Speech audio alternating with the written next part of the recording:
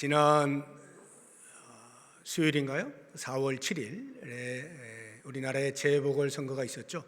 서울과 부산을 비롯해서 전국적으로 기초의원까지 해서 21곳에서 선거가 있었는데, 저는 선거를 치를 때마다, 물론 우리 인천은 하지 않았습니다만, 선거를 치를 때마다 느끼는 게 이제 어떤 선거 공약들이 나오고 정책 발표들이 나오고 하는데, 그리 썩 유쾌하지는 않아요. 상대방에 대한 어떤 그 네거티브 공방이 주를 이루고 있고 하는 모습에서 그렇게 좋아 보이지는 않습니다. 그럼에도 불구하고 선거를 하게 되어지는 것은 좋은 지도자가 뽑혀서 나라를 잘 다스려 주기를 기대하는 바가 있기 때문이죠. 그러니까 실망과 기대감이 동시에 있는 것이 선거가 아닌가, 이런 생각을 해봅니다. 만약에 우리 하나님께서 우리나라를 직접 다스려 주신다면 어떻게 될까 하는 생각을 제가 해봤어요. 사람들은 참 말은 많이 하지만 그것을 지켜내기가 쉽지가 않은데요, 하나님께서 만약 직접 다스려 주신다면 우리 성도들은 그보다 더 좋을 수가 없겠죠. 최고의 행복과 안녕이 보장될 수 있다 하는 생각을 하잖아요. 왜냐하면 우리는 하나님이 어떤 분이신가를 잘 아니까요. 하나님은 전지전능하실 뿐만 아니라 자비와 긍휼이 풍성하신 분이시고 공의로우셔서 어떠한 차별이 없으시잖아요. 그러면 유토피아와 같은 그러한 나라를 다스려 가시지 않을까 하는 이제 확신이 있는 것입니다. 오늘 우리가 읽은 이 본문의 말씀을 보게 되어지면 이것이 이제 4월 8일 큐티 본문인데요, 한 나라의 왕이 하나님의 다스리심을 구하는 그런 내용이 담겨 있는 것을 볼 수가 있습니다. 솔로몬 왕인데요, 이스라엘 나라의 3대 왕으로 등극을 해서 하나님께서 만약 우리 민족을 다스려 주신다면 가장 이상적인 국가가 될 것임에 대한 확신을 가지고 그것을 이제 구하고 있는 것이죠.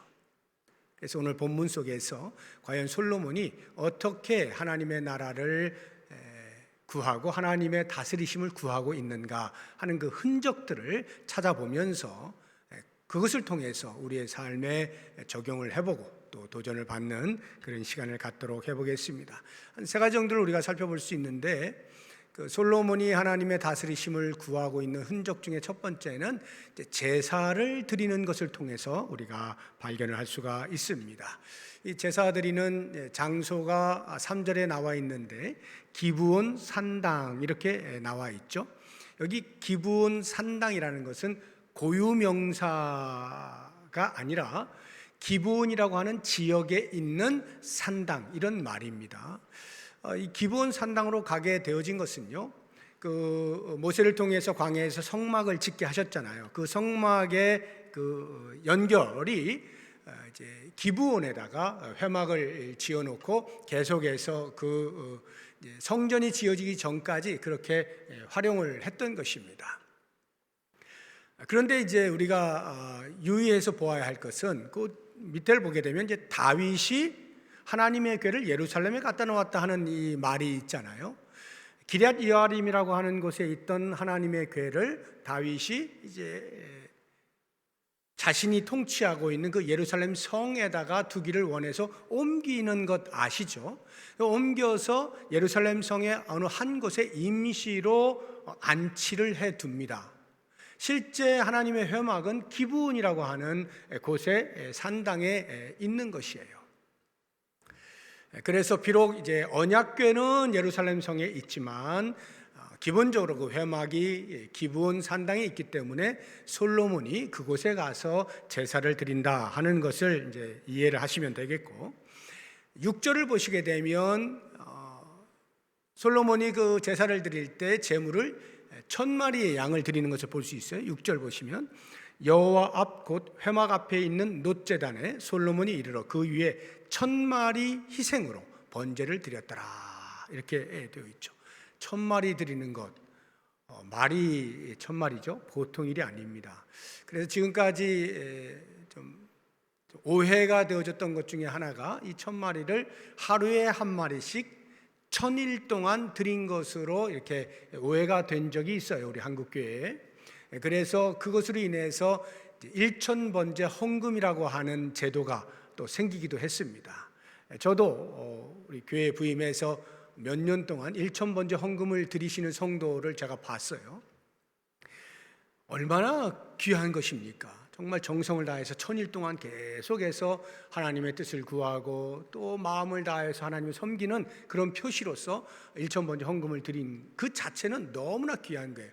그런데 이제 그 1000번제 헌금이라는 것이 바로 여기 이 1000일 동안 제물을 드렸다라고 하는 것을 근거하여서 생긴 것은 조금 지양해야 되는, 그러니까 근거로서 합당치 않다라는 것입니다. 만약에 1000일 동안 제사를 드렸다고 하면 지금 이 역대하 1장이 솔로몬의 그 왕권 초기인데 초기에 3년 동안, 거의 3년이잖아요. 1000일이면 3년 동안 국가를 다스려야 되는 그 모든 수행을 멈추고 1000일 동안 계속 제사만 드렸다는 것인데 그건 상식적으로 받아들이기가 어렵죠. 그래서 이제 최근에는 그런 의미가 아니라 1000마리의 양을 드렸다라고 이제 보는 것입니다. 근데 그 1000마리의 양을 하루 만에 다 드릴 수는 없어요. 그 제단의 크기가, 번제단의 크기가 그 정도를 소화해낼 수가 없는 거예요. 그래서 대부분의 학자들이 동의하는 것은 한 7일에서 10일 정도, 이 정도가 소요되었을 것이다 보는 것입니다. 그때 집중적으로 계속 이제 제물을 드린 것인데요. 그러면 왜 솔로몬이 한 마리 드리면 될 텐데 1000마리씩이나 드렸을까 할 때에, 그것은 이 솔로몬이 자기가 비록 왕이지만 진정한 이스라엘의 왕은 하나님이시다라고 하는 것을 인식하고 그 참 왕이신 하나님께 예의를 다하는 그러한 모습으로 보여지는 것입니다. 솔로몬도 왕이기 때문에 알죠. 다른 어떤 나라의 대사든지 누군가가 방문하여서 왕을 알현하고자 할 때에 빈손으로 오지 않잖아요. 최선을 다해서 좋은 그런 선물을 들고 와서 같이 드리면서 이렇게 아련하지 않습니까? 솔로몬 자신이 그것을 알고 있단 말이죠. 그래서 참된 왕이신 하나님을 아련하고자 제사의 자리에 나올 때 그냥 한 마리 들고 나올 수가 없는 거예요. 자기가 생각하는 최상의 그러한 예물을 드리는 거죠. 정성을 다하고 예의를 다하는 이러한 모습을 이미 제물을 바치는 것에서 우리는 볼 수가 있습니다. 그리고 이 제사를 드릴 때 솔로몬이 자기 혼자 오지 않습니다. 개인적으로 드리는 제사가 아니에요. 비공식적으로 드리는 게 아니라 민족적으로, 공식적으로, 거시적으로 그렇게 드리는 제사임을 알 수가 있어요. 2절을 보시면 솔로몬이 온 이스라엘의 천부장들과 백부장들과 군대의 지도자들이죠, 재판관들과 사법부의 지도자들입니다, 온 이스라엘의 방백들과 족장들에게, 이것은 행정의 지도자들이죠, 명령하여 솔로몬이 온 회중과 함께 기브온 산당으로 갔다, 이렇게 되어 있습니다. 그러니까 나라적으로 지금 제사를 드리고 있는 거예요. 공식적으로 모든 사람이 알도록 각 분야의 지도자들을 다 불러 모았다는 것은 온 백성을 대표하는 성격을 가지고 있지 않습니까? 그런 사람들 불러서 함께 제사에 참여를 하고 있는 것입니다. 그러면 왜 그렇게 했을까?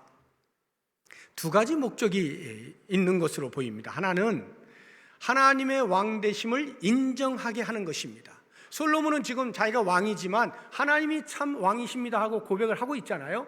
그 고백을 홀로 하는 것이 아니라 온 백성들이 다 하게 하는 것입니다.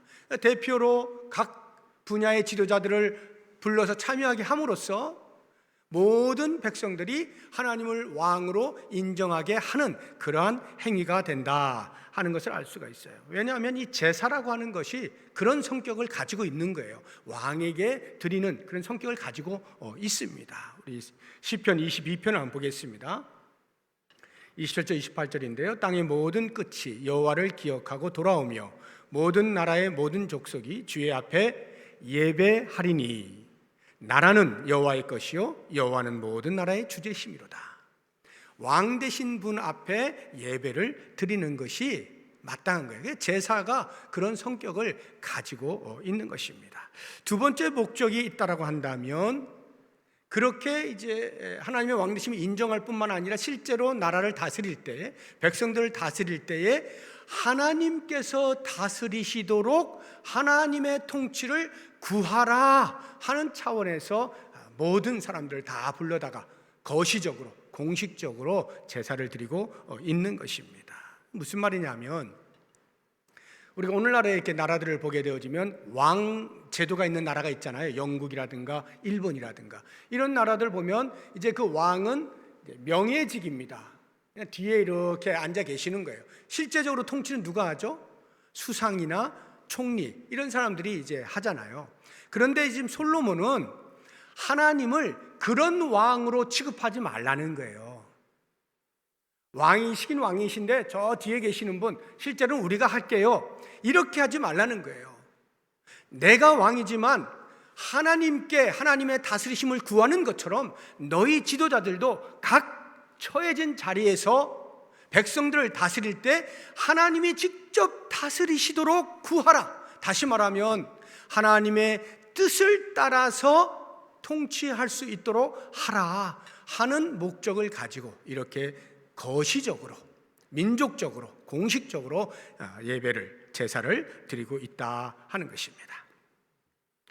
우리가 이 솔로몬의 행위 또는 태도를 보면서 적용을 해볼 수 있는 것은, 우리가 오늘날 예배를 이렇게 드릴 때에 그 예배는 다름 아닌 삼위 하나님의 왕 되심을 인정하고 고백하고 선포하는 것으로서 예배를 드리는 것이다 하는 것을 잊지 말자 하는 것입니다.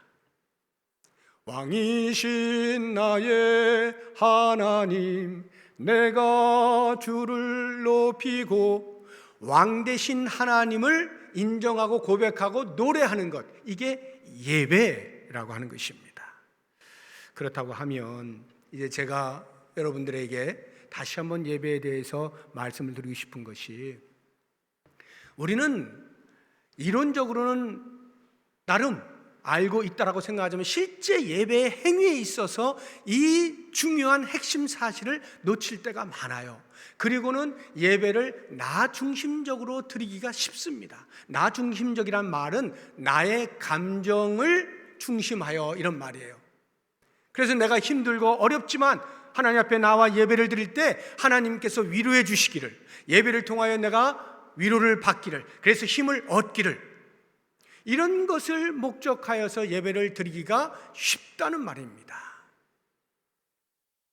실제 나의 감정이 예배를 드리는 가운데 하나님께서 은혜를 폭포수와 같이 부어주셔가지고 은혜를 받았다라고 감정이 사인을 보내면 은혜 받았습니다 라고 말을 하면서 그 예배가 귀하게 드려진 예배인 것처럼 생각하기가 쉽다는 말입니다. 그런데 정작 예배는 우리의 감정을 따라 왔다 갔다 하는 것이 아니라 하나님이 중심이 되어져서 하나님이 우리의 예배를 받으시고 계시는가, 하나님이 우리의 예배함을 통하여 왕으로 인정받고 계시는가, 이것이 중요하다는 거예요. 우리가 이것을 끊임없이 인식해야 되는 거예요. 지금 우리의 예배 행위를 통하여 하나님이 왕이심을 우리가 인식하고 있는가, 하나님이 그래서 그것을 기뻐하시는가 하는 이 부분을 끊임없이 묵상을 하면서 예배를 드려야 하는 거예요. 그러면 그 중심이 되어 있으면 주변적인 것들, 그래서 왕 되신 하나님께서 우리를 보시고 기뻐하셔서 은혜를 베푸시는 그 은혜를 누릴 수가 있게 되어지는 거예요. 핵심을 놓치면 주변도 없어요. 핵심을 붙들면 주변은 따라오게 되어 있는 것입니다. 그래서 우리가 앞으로 예배를 드릴 때마다 다시 한번 잊지 말고 기억해야 될 것은, 예배의 중심은 하나님이시다, 하나님이 왕이심을 끊임없이 찬송하는 중에, 기도하는 중에, 말씀을 듣는 중에 모든 순서마다 해서 하나님의 왕되심을 인식하기를 계속 집중할 때, 비로소 그 예배가 하나님이 받으심직한 예배가 될 수 있는 거예요. 또 한 가지 중요한 것은 그렇게 예전적으로 우리가 하나님의 왕되심을 인정하며 예배를 드리는 여기에서 멈추는 것이 아니라 그 예전적 예배가 우리의 삶으로 나아가 연결이 돼야 돼요. 삶의 예배자로서 하나님의 왕되심을 드러낼 수 있어야 하는 것 굉장히 중요합니다. 이스라엘 백성들이 그걸 못해서 하나님께 책망을 받잖아요. 하나님 앞에 제사를 드릴 때는 아무런 부족한 것이 없어요. 화려한 제물을 가지고 나와요. 흠 없는 것을 드려요. 엄청나게 좋은 것들을 드립니다. 그 예배 예전적인 차원에서는 흠잡을 게 없어요. 그런데 하나님이 계속 책망하시거든요. 내가 언제 너희들에게 제사 드릴 때 예물을 가지고 오라 했느냐? 언제 너희에게 소를 잡으라고 했느냐? 내가 원하는 것은 가난한 자를 돌보고 과부와 고아를 돌보고 정의를 실현해내는 것이다 말씀하지 않습니까? 삶에서 하나님의 왕되심을 드러내지 못한다면 아무리 예전적으로 하나님이 왕이십니다 고백한다 할지라도 그것은 온전한 예배일 수가 없어. 우리는 바른 예배자로 살아가는 것이 아니라는 거죠. 그래서 오늘 이 솔로몬의 하나님의 다스리심을 구하는 이 제사의 행위를 통하여 우리가 꼭 기억해야 될 것은 예배를 드릴 때마다 예전적으로 하나님의 왕되심에 대하여 잊지 아니하고 인식하면서 계속 그렇게 하나님의 왕되심을 고백해 드리고 나아가서 우리의 삶에서 그 왕되심을 입증할 만한 삶을 살아내자라고 하는 것입니다. 두 번째로 솔로몬이 하나님의 다스리심을 구하는 흔적을 보게 되면 하나님께서 이 솔로몬이 이렇게 민족적으로 나와서 1000마리의 제물을 드리면서 이렇게 드릴 때 너무나 기뻐하시는 거예요. 감동을 받으셨어요. 저도 그렇거든요. 제 자녀들이 저를 아버지로 여겨주잖아요. 와, 감동이 밀려오는 거예요. 아버지로 여겨주면. 아버지로 여기지 않는 자녀가 있을까 혹시 이렇게 생각을 하시고 제 자녀들이 이상하다 이렇게 생각하지 마시고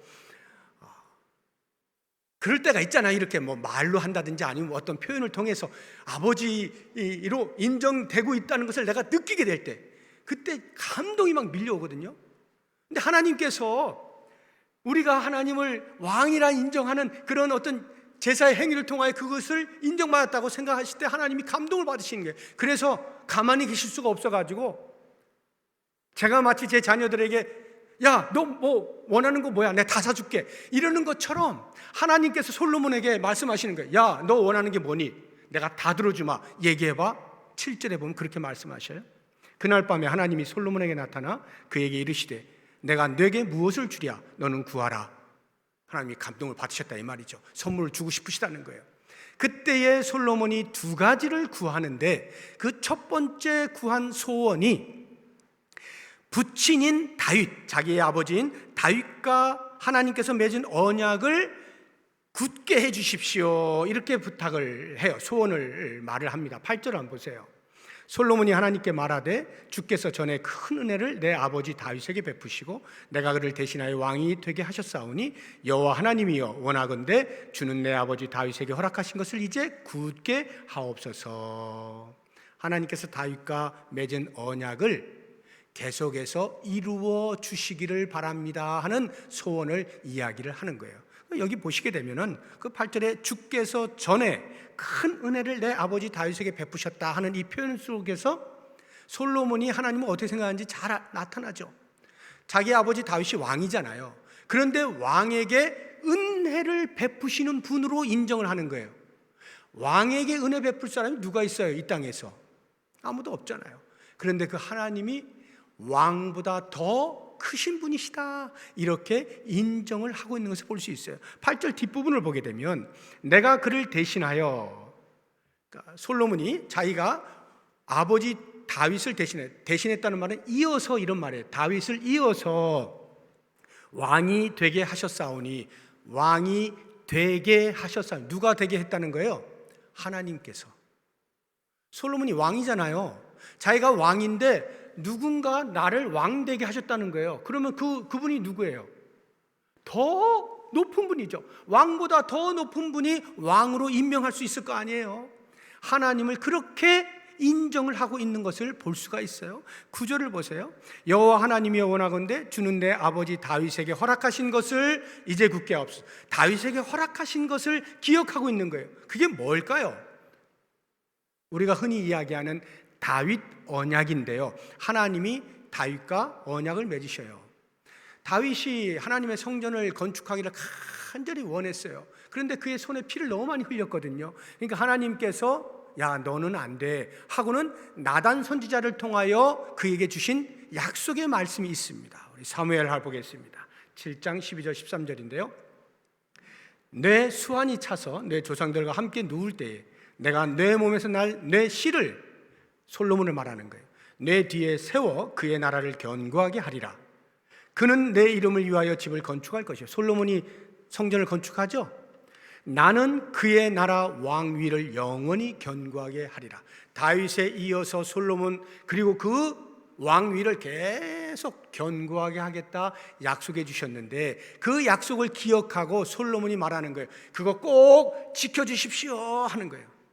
얼핏 우리가 보면 그 소원이 마치 제가 왕으로 있는데 제 아들도 왕되게 해주시고 그 아들도 왕되게 해주시고 계속 왕되게 꼭 약속 지켜주세요 하고 왕권에 대하여 욕심을 가진 것처럼 보입니다마는, 사실 그것보다 더 중요한 것은, 솔로몬이 말하는 것은 다윗이 보여주었던 하나님을 향한 신앙, 그 신앙을 내가 계승할 수 있게 해주십시오라고 하는 부탁인 거예요. 그럼 과연 그 솔로몬의 아버지인 다윗이 하나님께 보였던 신앙이라고 하는 것이 무엇일까요? 우리 시편을 보면 잘 나타나 있어요. 시편 24편 9절 10절인데요. 문들아 너희 머리를 들지어다. 영원한 문들아 들릴지어다. 영광의 왕이 들어가시리로다.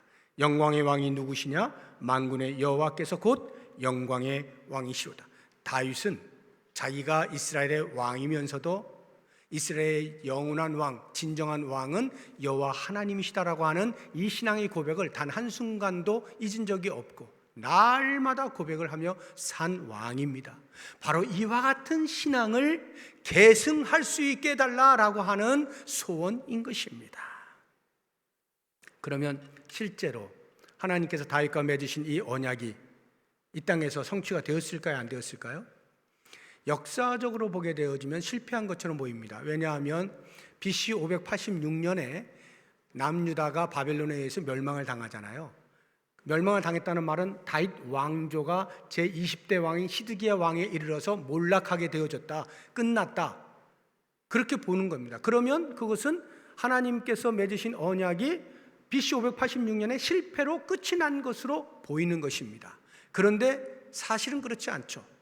신학적으로 보게 되어지면 하나님께서는 우리 인간의 눈으로 볼 수 없는 부분에서 그 언약을 성취하시는 것을 알 수가 있어요. 무엇이냐? 다윗의 혈통으로 나신 예수 그리스도로 말미암아서 그 왕권이 계속 이어지게 하셔서 오늘날 모든 사람들이 예수 그리스도를 왕이라 고백하고 있지 않습니까? 이렇게 성취가 되는 거예요. 그런데 예수님도 보시게 되면 한편으로 실패한 것처럼 보일 때가 있었어요. 십자가에서 죽으실 때, 그때는 야, 이렇게 사라지는구나, 이렇게 끝나는구나 하고 실패한 것처럼 보였어요. 그런데 3일 만에 그 예수님을 다시 살아나게 하심으로써, 부활을 경험하게 하심으로써 결국에는 다윗과 맺으셨던 그 언약, 그 왕위가 영원할 것이다라고 하는 그 언약을 성취하시죠. 부활하셔서 어떻게 됩니까? 빌립보서 2장 10절에 보면 이렇게 말하고 있습니다. 하늘에 있는 자들과 땅에 있는 자들과 땅 아래에 있는 자들로 모든 무릎을 예수의 이름에 꿇게 하시고 만왕의 왕으로 등극시켜 주셨다는 거예요. 그래서 모든 피조물들이 다 그 앞에 무릎을 꿇게 만든 것이죠.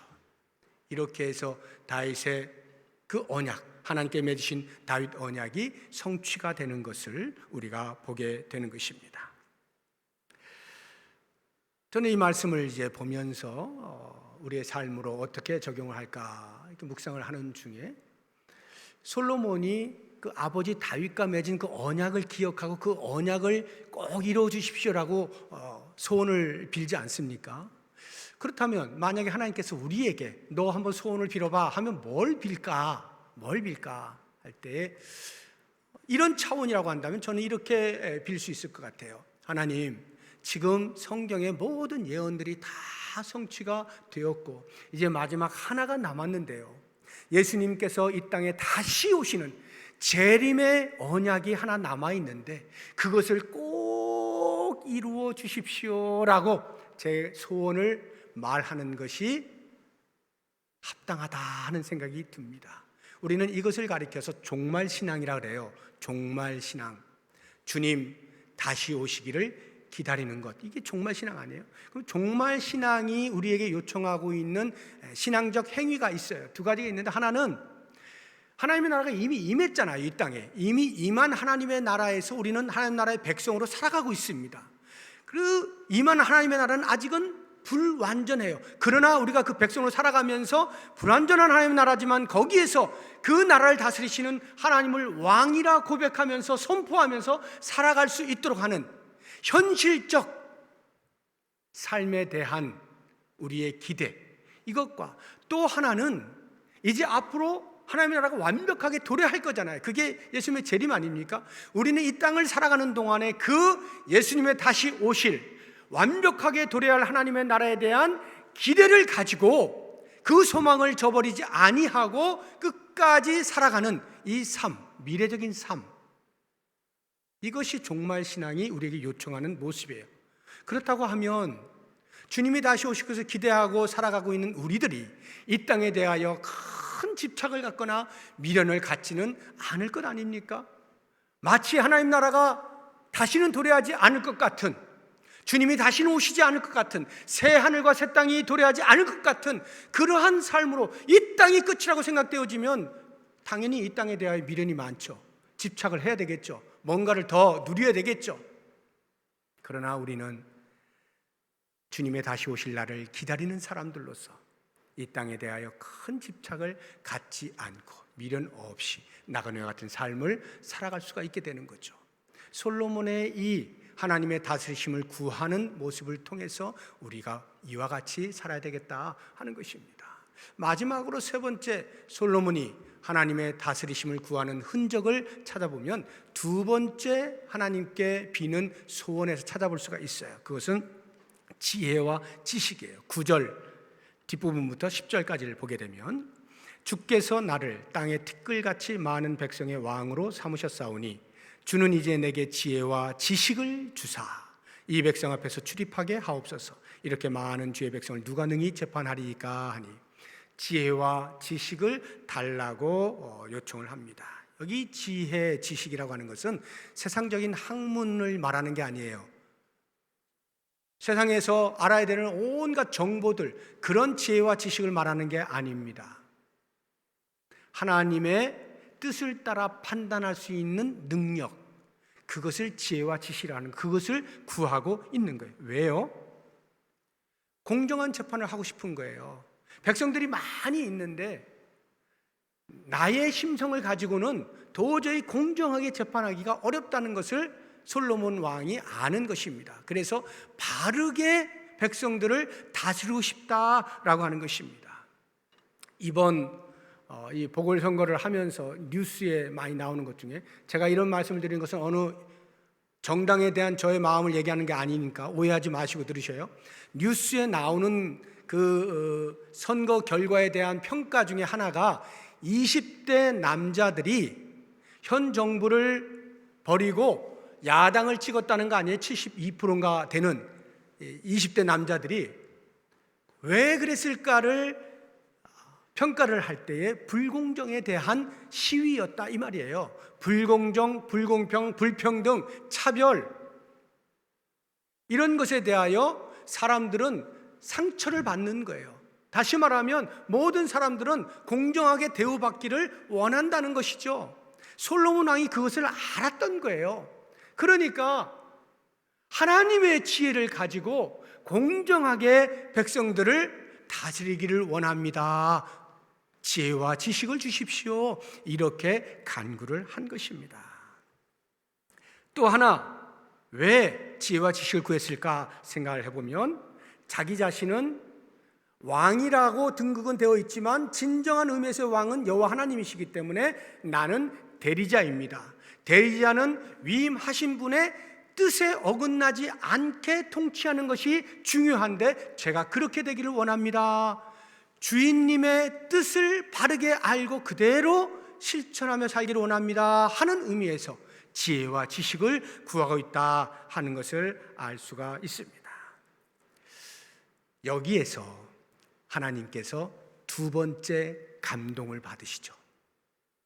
밀려오는 감동을 주체하지 못하셔요. 무한 감동을 받으시는 거예요. 이미 1,000번제를 드리는 그 솔로몬의 모습을 통해서도 감동을 받으셨는데 일반 사람들이 구할 만한 그러한 것들을 하나도 구하지 아니하고 오직 지혜와 지식을 구하고 있는 솔로몬 왕을 보면서 감동을 받으시는 거예요. 어찌 네가 이렇게 할 수가 있어? 11절 보십시오. 하나님이 솔로몬에게 이르시되 이런 마음이 내게 있어서 부나 재물이나 영광이나 원수의 생명 멸하기를 구하지 아니하며 장수도 구하지 아니하고 오직 내가 내게 다스리게 한 내 백성을 재판하기 위하여 지혜와 지식을 구하였으니. 너무 놀라운 거 아니에요? 일반 사람들 같으면요, 재물을 주십시오, 영광을 주십시오, 장수하게 해주십시오, 내 원수를 멸해 주십시오, 이런 것들을 당연히 구할 것 같은데 그러지 아니하고 지혜와 지식을 구했어요. 그래서 하나님이 감동을 받으셔서 또 선물을 주십니다. 야, 내가 너에게 선물 줄게. 너 그거 구하지 않았지만 구하지 않은 것까지 주마. 네가 구한 지혜와 지식 충만하게 주고 네가 구하지 아니한 그 부와 명예와 권세와 영광 다 줄게. 이건 덤이야, 이건 보너스야, 받아라. 이렇게 주시는 거예요. 놀랍지 않습니까? 마치 예수님께서 산상수훈 속에서 말씀하신 것을 연상케 합니다. 너희는 먼저 그 나라와 그의 의를 구하라. 그리하면 이 모든 것을 너희에게 더해 주시겠다. 마치 그것을 연상케 하는 장면 아닙니까? 놀라운 일이에요. 그런데 제가 이제 여러분들에게 말씀드리고 싶은 것은 덤이라고 해서 다 좋은 것은 아니다. 이것을 꼭 명심했으면 좋겠어요. 우리는요, 이 덤이 따라오면요, 본질을 놓치고 덤에 시선이 빼앗기는 경우가 많아요. 와, 내가 덤까지 받았어. 덤을 좋아하고 이 덤에 신경 쓰느라고 본질을 놓치는 경우가 왕왕 있어요. 그런데 이 덤은요, 좋을 때 좋은 거죠. 안 좋을 때도 있습니다.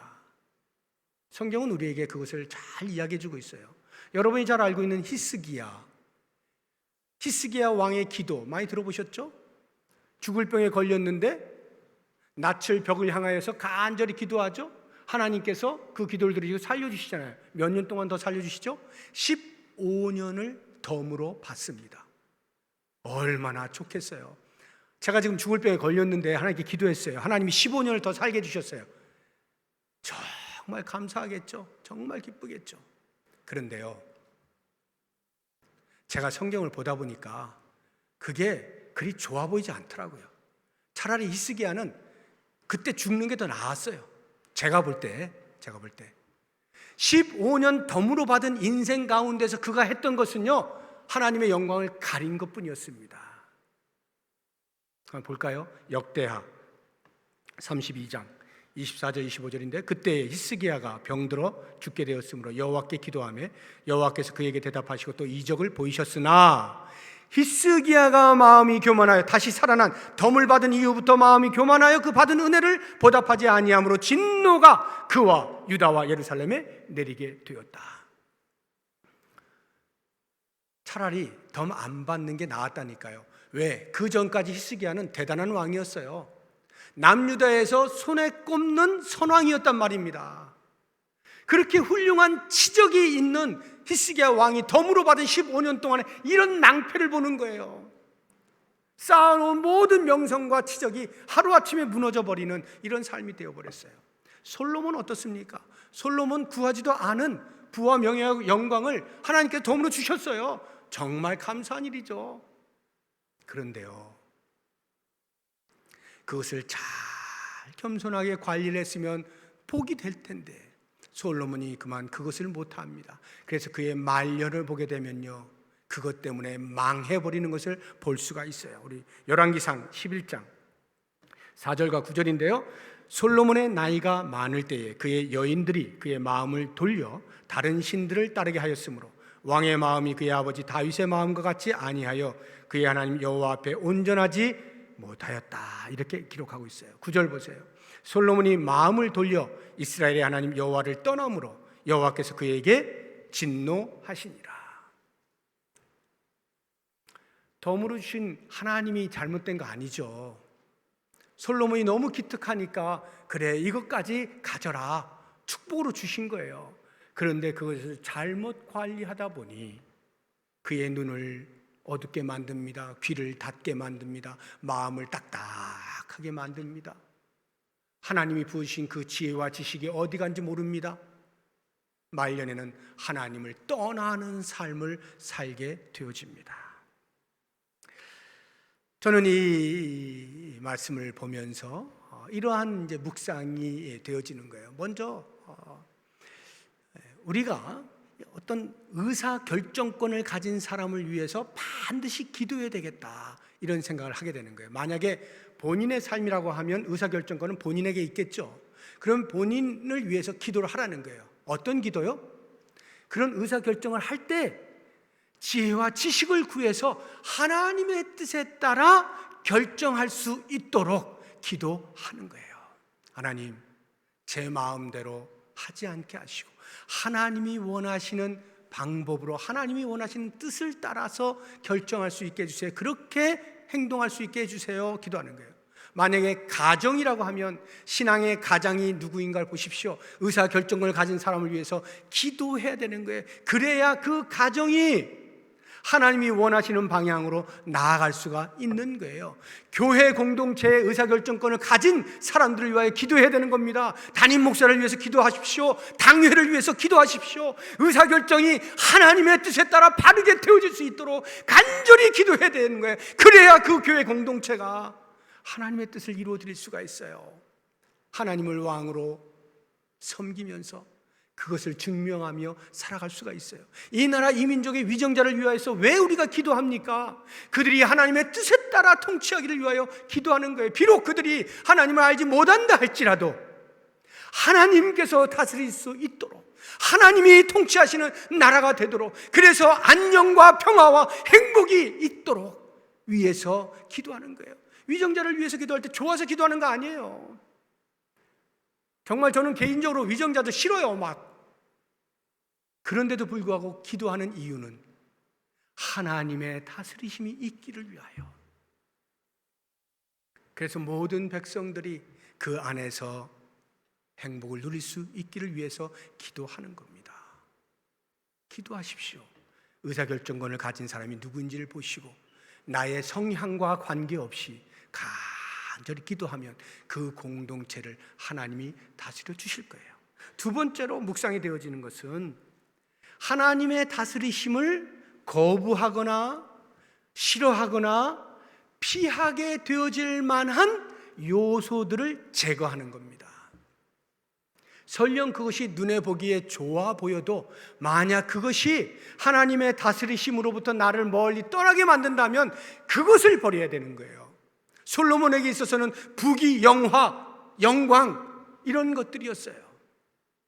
나에게는 무엇이 과연 하나님의 다스리심을 거부하게 만드는가, 피하게 만드는가 잘 보시고 그것들을 제거해 나가면 내 삶에서 하나님이 다스리게 되면서 최고의 행복과 안녕을 누릴 수가 있게 되어지는 것이고, 그렇게 하나님의 뜻에 따라 살아가는 삶, 그러한 그리스도인을 가리켜서 성숙하다라고 이야기를 하는 것입니다. 모쪼록 원하기는 우리 모든 성도님들 개인적으로든 공동체적으로든 하나님의 다스리심을 위하여 구하시고 그것이 이 땅에서 어떻게 이루어지는지를 다 함께 보면서 하나님을 영화롭게 할 수 있는 복된 삶 살아가기를 주의 이름으로 부탁드립니다.